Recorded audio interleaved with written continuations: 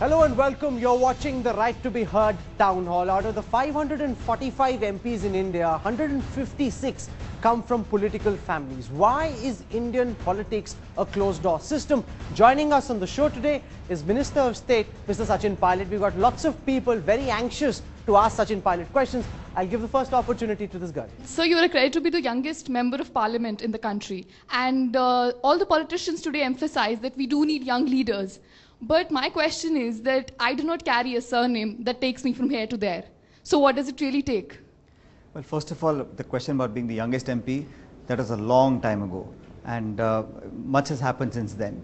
The fact that you believe that you need a certain background or certain type of a surname just to enter and then be successful in politics, I think is not completely true. And I'll be honest, I think it certainly helps any profession, whether you belong to a family of artists or journalists or politicians. It certainly helps you get your grounding and helps you get your foot in the door. But it doesn't ensure that you will be successful in the long term. Right? And I think there are many examples today in our parliament, in our state assemblies, where people have taken on leadership challenges without coming from a political family. I think those are the people you must really get inspired from, if not from someone like me. But I have to admit that once you enter public life, and when I say public life, I mean electoral politics, there, when the people cast their ballot, they really may get influenced by your last name first time or maybe twice, but to really be able to get re-elected again by 2.5 million people, you have got to be able to work and perform on the ground. And if you don't do that, I don't think it's possible to survive in Indian politics. But sir, can somebody like Obama, who was an unknown person there, of course he was a senator there, can somebody like him stand a chance of leading this country? Most certainly. If you look at, see, in our parliament we have 40 parties. There are 6 national parties and all the other parties are regional parties. And most of those people, you may like some of them, you may not like some of them, but they have actually come up from out of nowhere. They have established a political base for themselves. You may argue that's wrong, that's not the right way to do politics, but they are people who have led states, have led the country a few times. So I think India is a country which offers great opportunity. And that is the real magic of Indian democracy, that you have to just be able to perform on your skill sets and your abilities, and this country recognizes that. So why praise America for that? I think India is as much of a fertile ground for leadership to develop. He's talking about somebody coming from nowhere, rising to the highest post in the country. That doesn't happen in India ordinarily. That is reserved for the Gandhis and their appointees. It doesn't mean that some person, because of capability and will, is able to rise to the top. Okay, now you brought that up. I'm sure some of you will agree with me, and this is a factually correct statement. No member of the Gandhi family has been Prime Minister for 24 years in this country. That's 1/4 of a century. Dr. Manmohan Singh, Narasimha Rao, who are all Congress Prime Ministers, don't belong to the Gandhi family. And there have been enough Prime Ministers who don't belong to any family. So to say that this position is reserved and this is the only place which can be occupied by someone from an important family is factually incorrect. Rahul Gandhi and Sachin Pilot both entered public space together. Why is everyone talking about Rahul Gandhi as PM? Why not Sachin Pilot as PM? I'll tell you why. The reason is very simple. In India, what matters is who can get how many votes. It's simple as that. And I know my value as a political activist. And I know the value of my leader, Mr. Gandhi or Mrs. Gandhi, because I am perhaps from MP from Rajasthan, working as a minister. I have, little work to do, and I'm sure I'll do more. But when you talk about Mr. Gandhi or Mrs. Gandhi for that matter, whether they're in Kerala or Jammu or Tripura or Punjab, the kind of traction, the kind of crowds, the kind of ability to swing votes in favor of the party. And everybody is looking for people who are able to motivate and get the votes in numbers. And I think that influence, that sway over the masses is incomparable. They're able to transcend those divisions of our society. And that's why the attraction levels are so high. Do you think you can ever be Prime Minister? Is that post open for you? I don't think so. Why? Because I don't aspire to be that. You see, I don't aspire. In fact, I wasn't aspiring to be a minister or something else later on in life. I wanted to add whatever value I can in public life. And life takes you places or doesn't take you places. Who knows what the future holds? But I know that my limited ambition is to be able to make some difference. And I know my self-worth. It's not that high. I don't think I'm going to be able to change this country. But even if I'm able to make 0.5% difference in the field that I feel is important, I mean, that satiates me. What makes you happy, what makes you satisfied is what's more important. And there are people, by the way, Rahul, who have achieved the highest position in the country. No one remembers them. You know, they've come and gone. There are enough MPs, ministers, CMs, PMs, who are perhaps not as thought of as some other people. So how do you make a place for yourselves in people's hearts and minds? And how do you get people to think of you when you're long gone? You and I will be gone in some years' time. But people must look back and think, well, here's an individual who was trying to do something, was able to do something. That's far more important. Mr. Pilot, can I take you back to what you said earlier, that belonging to a family helps, or coming from a particular tradition helps, with every profession, not just politics. Why do we restrict the idea of hierarchy, dynasty only to politics? However, sir, when you say it helps, should it help? Modern democracies that I know of across the world, it does not help if your father or your grandfather holds a certain position in the profession that you are automatically expected to adopt. I think everybody makes his or her career based on professional competence and merit. Warren Buffett has apparently 2 children to whom he has left, I think, barely $10 million legacies. The rest of his money is being spent on philanthropy. Do we know whether Bill Clinton and his wife Melinda have children? And if they do, how much is left for their legacy? I think in this country, we still are in a sense feudal and hierarchical, and not only in politics, where I think we feel that our inheritances are naturally meant to be endowed to our progeny. Okay. And it is a constant battle against this mindset. So if you want to become a modern democracy, I think we have to give up that sense of entitlement. We should have more mobility in society. I get your point. The counterpoint is, belonging to a family, where you take birth or where I take birth, is not in your or my control. The Almighty decides which family and which house I'm born into. Should that be a disqualification? Like you said, it should not be an entitlement that you think is a birthright. That beckons the question, should it also be a disqualification that just because your father is a businessman or a lawyer, your son and daughter can't enter that profession? Now, as far as I understand, the freedom of a democracy is that anybody and everybody has a chance to become a lawyer, a doctor, a politician, or an accountant. The choice is yours. If you have the ability and you have the determination, you may or may not succeed. Again, it's all destiny, it's all fate. But should it become a disqualification? I don't agree with that. Second point you made about Mr. Buffett, I mean, $10 million it's not insignificant, and I'm sure they have fights or dinner tables, whatever it is, but that's philanthropy. I mean, people have earned money and given away to trust, to charity. It's their view of how the world should be. I think he or she is free to do that. But in politics, it's not like I'm appointing my son or grandson to the chairmanship of the board or as a director. It's not appointed by decree or by letter. You actually have to go to the constituencies, fight those elections, win, and if you don't work hard enough, you will not get re-elected. So there is a good but there is a bigger problem. The problem is that the Indian political system is not open to people who are here in the audience. That if they would like to work, win, go out and earn the support of the people, they don't have that equal opportunity. Others have a massive head start over them, and they feel that all major parties are close to their aspirations. This is exactly the point that Mr. Rahul Gandhi has been making. And even though he belongs to a political family, I perhaps also belong to a political family, but the fact that you're opening up internal democracies within the organization, that's where, you see, how do you decide who's more capable?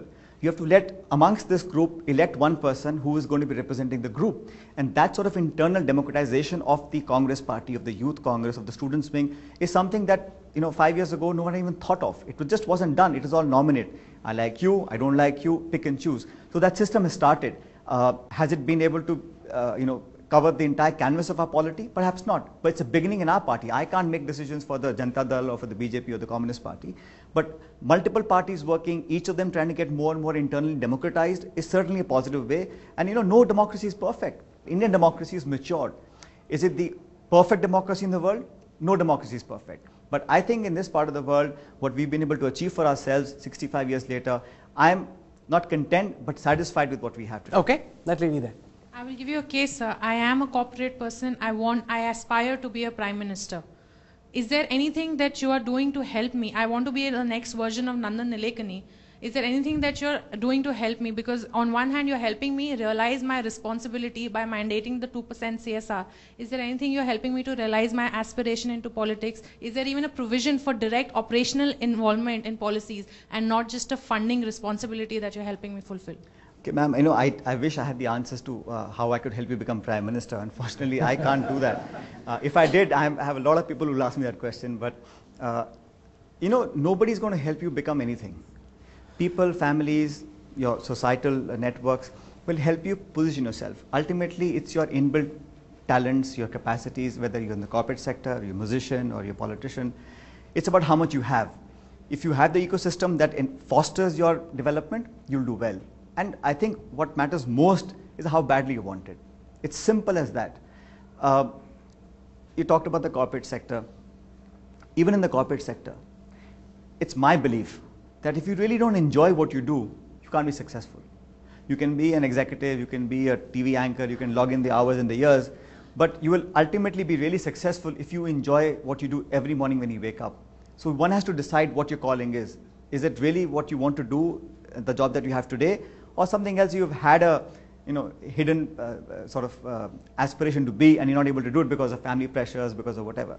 But I don't think I can give you 3 points that will help you become Prime Minister. But I can certainly tell you that in the corporate sector, there are many, many avenues open. And the CSR, I can talk about that if you want me to elaborate. My primary point or sense of argument on that was, I have one responsibility to contribute towards the public life, and you're institutionalizing it by mandating 2% CSR. On the other hand, I also have an aspiration to be operationally involved in the policies, either in the inception or implementation, as the person who has the power to, right here as an individual. So, are you thinking on providing any provision? I'm not helping you to... I don't know, know, but she's basically saying, why don't you have more Nandan Nilekanis? Why is it that more people who are professionals of repute in the corporate world, in the professional world, are not brought into government? Why is it that people without adequate domain expertise decide how money gets spent, how it gets utilized? Okay, the answer is very simple. We have chosen the democratic system where to become a minister, an executive, you have to be a member of parliament. To be a member of parliament, you have to fight elections. Now, Nandan Nilekanis is doing a tremendous job, and I think this is the first experiment in Indian history where we've actually given somebody an executive job to do who's not a politician or an elected official. He's done a good job. He's doing a good So job. you should have more of him. Exactly, but you can't have just former executives running the government. You have to have political leadership. Like in the United States, you can be a secretary of transport, secretary of any department without being a senator. In the UK, you have to be a member of parliament to be a minister. So in India, to be a member of the union cabinet, you have to be a member of parliament. And to be an MP, you will have to fight elections, come up the political process. So you can have domain expertise, but that necessarily does not mean that you will become ministers in the executive. This is a choice that we made 65 years ago. But I think the best thing to do is to have educated, professionally qualified people enter public life, and for them to become good politicians and ultimately make policies sitting in New Delhi. Hi, I don't want to be the Prime Minister, and I'll bat for you. So you guys come under a lot of flack for accident of birth, as you say. But what is your commitment to stop that problem? I agree you didn't decide to be born into the family, to be thrust into politics. But as a young politician, do you commit to retiring at a certain age, to finding a successor who's not your relative or child or nephew, and moving on so the change is made here? Ma'am, 2 things. First of all, I'm very proud of the family I belong to. And I don't think it's an accident that I'm born. I'm blessed to be born in this family. Second thing that you mentioned was, who are you giving the... What did you use? I forget. No, will your children also join? Yeah, right. Will your children also join politics? You know something, that's a good question, Rahul. Will I tell them to join politics? No. But seriously, my son is 3 or 5 years old. But tomorrow, he decides that, it's his passion to do something in public life. He decides to join it on his own. I'm not going to stop him. But I'm not going to catch his ear and say, well, you become a Neta because I'm a Neta. That's not the way. My sister, by the way, is not a politician. Didn't want to be. It's her choice. So I think young people today don't need to be told what they need to do. But it should not be a barrier. Why should someone be growing up with a confined view of thinking, I can only do that and not this? Right? So I leave it open. And I don't think there's a legacy you can hand over. It's not like a baton you can keep handing over. It has to go through the scrutiny of public acceptance. Like I said, I fought my election in 2004. I had to change my constituency in 2009. I fought again and I won again. So it is because of those people that I'm sitting here talking to you, not because somebody's put me here. So I have that credibility, if I can say, that I can speak for those 2 million people who I represent. I may not win tomorrow. The question you asked, will I retire at, what age did you say? Not 35, right?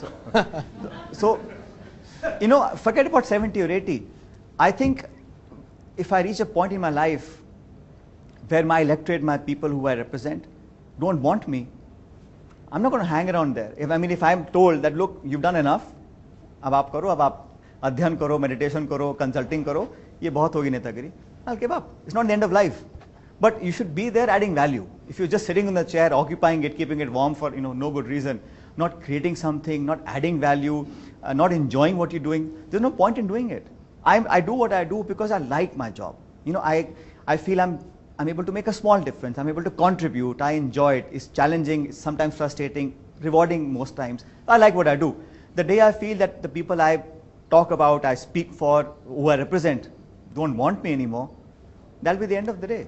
If you see the younger generation of politicians which I come, if you start from Congress, Naveen Jindal supporting Khap Panchayats, Akhilesh Yadav inducting goons in his cabinet ministers, and Rahul Gandhi giving hate speeches, Mr. Rahul Gandhi running away from the fight from against Modi. See, again, even yourself, you have not been able to stop anything. The fraud rate in the corporate affairs is rising, and it's breaking all the records. So we are quite disappointed. Even the younger generation is not able to do much. What is the future of the country? Netas get co-opted by a corrupt system? You sound very disappointed, sir. I'm sorry that you feel that. But if I can just say, in not just my defense, but in the general politics of our country, well, things have gone wrong, and I think, but it's wrong to say that we are living in a country that is worse than it was 10 years ago. We have made tremendous progress. I don't think we can give the credit to only young people in this country or politicians, but as a country, people are living longer, people have more access to mobile phones, internet, television. Would have happened, even in spite of that. No, I'm sorry, sir. Because of the government. You can't have it your way. You can't say that जो खराब हो रहा है सब नेता कर रहे हैं, जो अच्छा हो रहा है वो अपने आप होता है. Sir, there is a certain amount of strategic thinking, there's policy making, there's initiative, there is governance, and that's what leads to growth, prosperity, and a better societal life. I don't think it's right to say whatever is going wrong is happening because of the government, and whatever is going right is happening on its own. But that's a fact. No, but you haven't answered the principal question which he raises, which is that even when newer blood comes into the political system, the blood doesn't try and change the system, but gets co-opted by the system. Which is why Rahul Gandhi, he says, makes hate speeches, Akhilesh Yadav makes Raja Bhaiya and others an MP. Those are the instances he makes them ministers. They do the same thing that others were doing. No, Rahul, I think it's not fair to say that maybe our expectations were too high from the younger generation. Society and the systems co-opt people. I think people come into the system and then change it. You can't be an outsider pointing fingers and then Have you been able to change the system in any way? Well, I don't think any one person can change the whole system. But in your own small way, your silo where you work, in your area of operation, whatever little influence you have, if you're able to bring about some difference in mindset, in way of functioning, that's a good beginning. I don't think in 2, 3, 5 years, 1 or 2, 5 people can change the entire paradigm of our country, our governance structures, which have been there for years and decades. But now it's happening not because of leadership, also because India is changing. The demands, the expectations, the aspirations, the curiosity levels, the information levels are so high that you're bound to do much more in a more robust fashion, in a more transparent fashion, and in a much more palatable fashion. The earlier diktats of I want this and I don't want this, that doesn't work. It has to be more consultative. This young lady was asking, how do you co-opt people into policy making? Now, there was no such framework 10 years ago. Do you feel your lack of grassroots experience is the reason why you might be out of touch with what the problems of the public might be? Because you come from a very privileged family, and you may not have seen any of the hardship the public face. And so, not seeing these hardships of the public, how would you be able to solve the public's problems? As a politician, if you're not able to understand the problems of the people who have elected you, then I think you have no job being a member of parliament or an MLA. And I think all of us who get elected at some level are very closely tied into the daily problems. And I think I'm one person who can tell you that the trials and tribulations of the common man, every sort of problem that people have, they feel that the politicians have an answer for that. And our job is to be able to listen and deliver as much as possible. The success rate in solving people's problems, even if it's 25%, it's very high. Because you have to just come with some of us and see the kinds of things we're asked of. I mean, it's mind-boggling the kinds of things people come up with, because they feel that politicians have the power to do anything. So they'll, the demands are there, which is, I think, a good in a Which democracy. in India is true in some sense. No, it's not, Rahul. It's not true, because ultimately I make rules and policies. If I'm sitting there and flouting it, then there's no sanctity in the process. As the gentleman there wants to ask a question. Will Rahul Gandhi continue to be Prime Minister perpetual in waiting? He has been Prime Minister in waiting for last 10 years.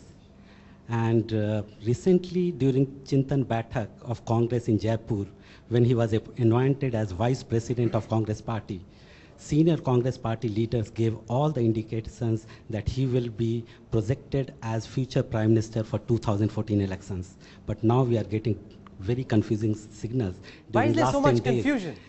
Prime Minister who is normally very quiet, who avoids all the controversies, he's saying that he can be re-nominated for third term as a Prime Minister.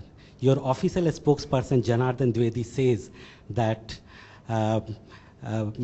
present arrangement between Mrs. Sonia Gandhi and Manmohan Singh has worked very well during last 10 years. Okay, you've asked your question. And let him answer it. In the last 9 years, I don't think Mrs. Sonia Gandhi, Mr. Rahul Gandhi, the Congress spokesperson, or anybody else has ever said that Mr. Rahul Gandhi is PM in waiting. Mr. Kanwal may have said it, you may have said it, but the government and the party has never once said it. One. Second, what Mr. Dwivedi said the other day was that in democracies what happens is there is always a one-upsmanship. The relationship between the top leaderships always is a bit cumbersome. For the last 9 years, Mrs. Gandhi has been doing the political work as the Congress president and leader of the UPA, managing allies, doing all the political party work. And Dr. Manmohan Singh has been working as the Prime Minister. He's a thoroughly qualified professional, who's got impeccable credibility. And they both have together been able to deliver to this country, to the best of my knowledge, in the last 8 years out of 9, this country has grown at 8% or more. This year, of course, we have a little downturn. He was referring to the arrangement, and we should be happy that for 9 years, we've been able to have a stable coalition politics at work, and the government of the UPA government has been able to deliver. Third point you made was about projection. Now, it is my understanding that perhaps in the BJP, 1, 2, 3, 4, maybe 11 people need or want to be projected. Mr. Rahul Gandhi, I think, doesn't need any projection, because he himself has said, and I'm reiterating what he has said, that he is not going and running after a particular post. If he had to become or wanted to become a minister or something else, it would have been done many years ago. The fact that he wants to do something for the party, for our country, without looking like he is desperate to attain a particular position, that is his philosophy. Now, I won't take names in the BJP, but there are about 12 people who are thumping their chest morning to night, who are ready to compromise, who are ready to negotiate, who are ready to do anything to be projected as Prime Minister. Now, who will be Prime Minister? Neither you nor I will decide, the people of India will decide. We will run our course in 2014, go to the polls with what we've done, and with all humility, I must submit to you that let the 1.2 billion people decide whether X, Y, or Z will be Prime Minister. Today, 1 year in advance, we don't need to say who will be projected, not projected. Dr. Manmohan Singh has 1 more year to complete. He has a lot of agenda on his table. He is going to do reforms. He's going to do many more things that he's promised. And let's wait for the people's verdict. Today in the morning, when I was just reading one of your articles, so I just found out that you were siding Rahul Gandhi to be the Prime Minister, comparing Narendra Modi just being limited to Gujarat. If you talk about development, if you talk about any other sectors in which development is happening nowadays. So, Sachin, why not just, put it in a very clear way? If Congress wants to project, though it's not projecting, if Congress wants to project Rahul Gandhi as the Prime Minister, and on the other side, we have BJP who's projecting Narendra Modi as the Prime Minister. Then let's, why not be clear? I don't think I should answer for the BJP. Yeah. And the fact that why the BJP has not yet declared Mr. Modi as PM candidate, I think is best answered by them. It's not up to me to answer. Right. To answer your earlier question, I was giving a matter of fact. Statement was that Mr. Modi has been CM thrice of Gujarat, right? And full respect to anybody who gets elected for the third time. Sheila Dikshit ji in Delhi, Tarun Gogoi in Assam have both been elected 3 times. Jyoti Basu was elected 5 times as Chief Minister. I don't think any of these people have gone around with such bravado trying to say that they have done the best thing in the universe, one. And B, the point I was making was during the Gujarat elections, where I said Mr. Modi is the leader of Gujarat. He gets votes on his name for his party, and he wins the election third time. Fair enough. The question is, how many votes or how much of the help to the party can he be when he goes to campaign in Kerala or in Assam or in Gangtok or in Kargil? I said to him, the reporter who asked me the question, that Mr. Rahul Gandhi, when he goes to campaign for my party in any part of the country, irrespective of region, religion, he gets crowds, he gets people to vote for the party. That ability Mr. Modi has yet to perform. He has done a great job of campaigning for himself, marketing himself, and hats off to his management. He's done it. But to be proven to be a pan-India leader, that will take time, and we'll see what happens. I'm not passing judgments, but I was only stating a matter of fact till date. This is a fact. Can you do a SWOT analysis of Rahul and Modi? Why do you, if you have to explain to these people or anyone watching your program, why is it that you believe that Rahul is better than Modi? Look, I think it's unfair to do this SWOT analysis and who's You don't better, have an who's answer. not fair. I can give you half an hour answer if you have the patience to listen to me. Yes. The fact is that you want me to compare X and Y. There is no comparison. Mr. Modi, by the way, is the Chief Minister of Gujarat. He has not said he wants to be Prime Minister. The BJP is not saying he wants to be Prime Minister. You are saying I should compare the speculative contest between Mr. Gandhi and Mr. Modi, which may or may not happen. No, we leave that on the side. Then you ask me about individuals. You compare capabilities, thoughts, Exactly. ideas, vision. I'm happy to answer that question, Yes. because I have worked with Mr. Gandhi inside of Parliament, outside the Parliament, and I believe he's one of those people who is so deeply rooted to the reality of Indian politics that he doesn't believe in showing what he's doing and marketing himself and going and announcing the things that he's doing, not doing. But within the party, I've seen him interacting and performing, not to please television cameras, not to make press statements, which Mr. Modi is very, very good at. He's someone who I think is very humble, who's approachable, who I enjoy working with. I mean, if I had to, someone had to give me a choice, who do you work for? And you talk about all the other leaders, for these regional outfits who work with an iron fist and who have no space for a discussion and debate. He's someone who encourages discussions within the small group or a large group, and that for me as a political leader, it's important to have a leadership that is able to understand, listen, and we can talk about whatever we wish. And like I said earlier, Mr. Gandhi, if he was looking only to become the minister or the prime minister, then that's an easy way for doing things for him. And I think he's proven beyond doubt that he's not looking to attain a certain position. He's rather here to make a difference. Okay, the gentleman over there. You say that Rahul Gandhi is capable leader to become prime minister. I agree, I take your point. But Rahul Gandhi says, Rani Jhansi ki Rani, not Rani ki Jhansi. Rahul Gandhi says that Australia जो है वो UP से छोटा है. Such kind of a statement he makes, and it automatically proves that Rahul Gandhi doesn't deserve to become prime minister. Only Congress leaders are projecting him. I saw 3 and 4 Congress spokesperson, including your Congress General Secretary, Mr. Digvijay Singh. He has a business. They all have business, only one business to project Rahul Gandhi. I think flattering is a measure to get promotion in the Congress party, and therefore all you people do it. But I didn't get the question though. What is the question? No, he was saying that Rahul tends to make lots of silly mistakes. Rani ki Jhansi instead of Jhansi ki Rani. He gets his facts and figures wrong. He's reading from a prepared speech instead of being able to speak extempore. When Modi is speaking, he's speaking extempore because he's got administrative experience to back what he's saying. Okay. Whereas with Rahul, it seems he's rattling off what somebody else has written for him. Let me answer my young friend. Whatever history of this country I've seen, anybody who has devoted his life for running after the chair of the Prime Minister has actually never got it. The post of the Prime Minister in this country comes with luck, destiny and faith, and it comes to you. So people who have orchestrated their entire lives, sacrificed, compromised, done all sorts of alignment, realignment to get to that position, have never got it. And I'm not taking names here. What I'm saying is... You're talking of Mr. Advani. I'm not taking names. I've smartened up, Rahul. I'm not going to take any names. I'm just giving you a fact of Indian political history, that it is not a US type of election where you vote for the individual. Like I said, there are 40 parties. There are 2 large coalitions. And people vote for the party and they vote for the members of parliament. And the members of parliament of the particular party elect their leader, and he or she then becomes prime minister. It's not a standoff between 2 individuals. And like I said, in whatever I've seen of the few leaders of the BJP, there is a mad jostling as to who can be projected for a position that is not even vacant today. So they're all looking at what happens 14 No, but you months haven't later. answered his question about Rahul making silly mistakes because he doesn't have administrative experience. When Modi is speaking, he's speaking from what he's done and therefore he seems that much more authoritative, as Rahul seems to be constantly reading off a prepared text. In India, I know that Mr. late Chandrasekhar ji, he became Prime Minister without ever having been Chief Minister or Minister. Mr. Rajiv Gandhi, late Rajiv Gandhi, became Prime Minister, and his 5 years as Prime Minister, we saw the IT revolution, we saw the Panchayat Raj coming into play, young people getting more empowered and enfranchised. So it's fine to have and want experience, but I think people who have the imagination, determination and leadership qualities can deliver on any given day.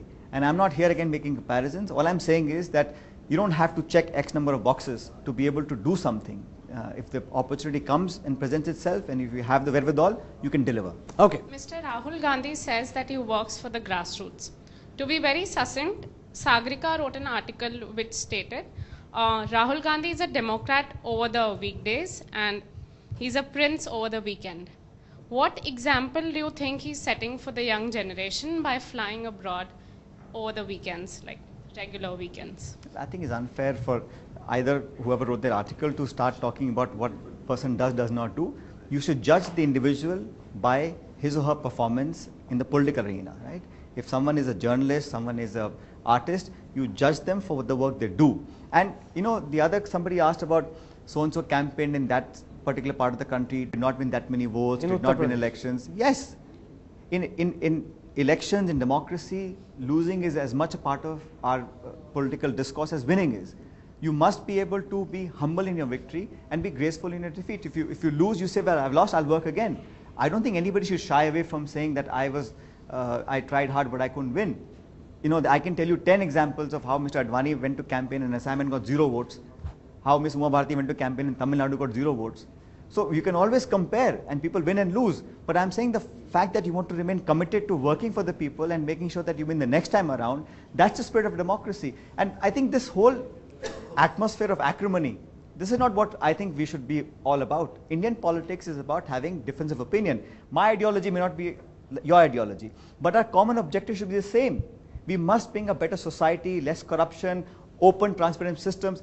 And if we get into personalized tit for tat and this sort of hatred for individuals, I don't think it's doing justice for the future of our country. Okay, let me give some specific facts about performance. Mr. Rahul Gandhi in the 15th Lok Sabha hasn't asked a single question. The average for other MPs is significantly high. He's spoken only once. So even when it comes to performance, on a day when the anti-rape bill was passed, he wasn't even there. If you look at his performance when it comes to questions or debates, I mean, you tell me what you think of it. Well, I think as a job of a member of parliament, there are 800 MPs. And if you think a good MP is only one who writes and submits a question, 30 of them every week. Takes part in debates, is present on important days, he's been found wanting on those counts. I mean, that's your view of your judgment. No, that's your judgment. It's just, I'm stating facts. I go to parliament very often, and I get to sit in the parliament, not observe from where you sit. And I know when our leaders are there, when they're not there, the kind of directions we get from them as to what stand to take on particular issues, who's to make what points, and debates are what the party represents. You know, you articulate your views through the party, and that's what Mrs. Gandhi and Mr. Rahul Gandhi do, and they have been doing successfully for so many years. Okay. I have a one-liner for you, Sachin ji, and I want a specific answer from you. All right. When you go to the constituency or when you enter the parliament, is it Sachin which plays the role or the pilot? Similarly, Rahul or Gandhi, which factor is more important? Well, I'll be honest with you.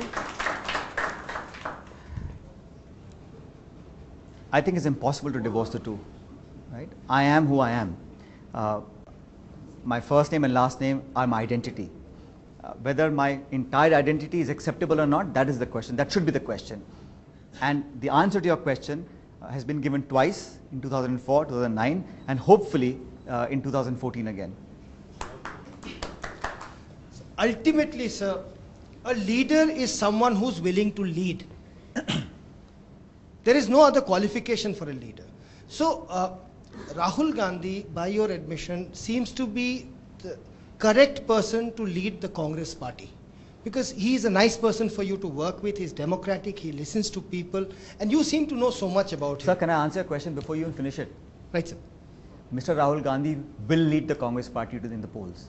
Mr. Rahul Gandhi is going to lead the Congress party when he goes to the polls in 2014. There should be no question about it. Therefore, I wish to ask no question about it, first of all. Second of all, I think you're... Can I ask the supplement? Okay, go ahead. Therefore, sir, I'm anxious to know what Rahul Gandhi's views are. For example, you are in a position of privilege, being a senior member of the party, to know how he thinks and what he thinks of things that are of importance to this country. Unfortunately, many of us do not, whereas we also have the right to know, in case he's willing to lead, which is if he wants to be the leader for and I would welcome it. However, like most leadership in other countries perhaps and also in ours, Rahul Gandhi's views on welfare is well known, his views on rural empowerment is well known, but there are a wide bevy of issues on which he seems to be reluctant to articulate a well-formulated position. He should talk more often, he should articulate his views through people, through his own public utterances, through press conferences, so that we know what Rahul Gandhi stands for. Who he is and what he stands for. So first of all, I want to thank you for having, perhaps by mistake even, calling me a senior leader without having any grey hair. You are calling me a senior leader, which is very, very, I feel very obligated to you. कि आपने मुझे senior नेता बोला, that's very good to hear. About, you know, Mr. Gandhi spoke at the CII function for an hour and 20 minutes about whatever the agenda of the discourse was. There are some people who rush to the media and to the television cameras to give, you know, any small bite and, you know, talk about everything under the sun. But what my party's vice president and the president stand for is pretty much the views of the party. Right? So whatever the Congress and the UPA does, whether it's right to information, right to education, right to food that's coming up, the commitment to having inclusive growth, to have a good, robust economic agenda for our country, I think those are all the views that have come to the government from the party, and the party leadership ultimately decides what stand the Congress party will take and what stand the UPA will take as a government. So I think it's wrong to delineate the two. Your point is that you want to hear more personalized opinion about very specific issues. You know, I think that will happen in time. So, you just said that Mr. Rahul is not PM in waiting. On the other, it said that he will lead the Congress. Yes. And you gave the examples of Chandrasekhar, Rajiv Gandhi. Rahul Gandhi is not that mature. So can Congress not find any matured person, experienced person who can be the forceful Prime Minister, not like Dr. Manmohan Singh working under Sonia Gandhi? Sir, the elections will happen in 2014, and my submission was that in our party, Mrs. Sonia Gandhi and Mr. Rahul Gandhi will lead the Congress party to polls. And I'm confident that UPA 3 is a possibility and we'll come back to power.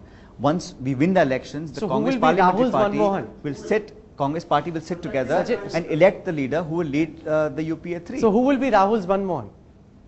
Well, I don't think Mr. Gandhi has said that he's going to choose someone or not be himself. He said that question will be answered when the polls happen and when we win the elections. Because the party said that the Sonia Rahul model, the Sonia Manmohan model has worked very well and is an ideal for the future. So now everybody is looking at that chair and wondering who gets to sit there if I think the you're chair reading is available. far too much into one statement that was made. You said that Mr. Modi is the Chief Minister of Gujarat and his performance in Kargil or Kerala or Tamil Nadu is yet to be seen.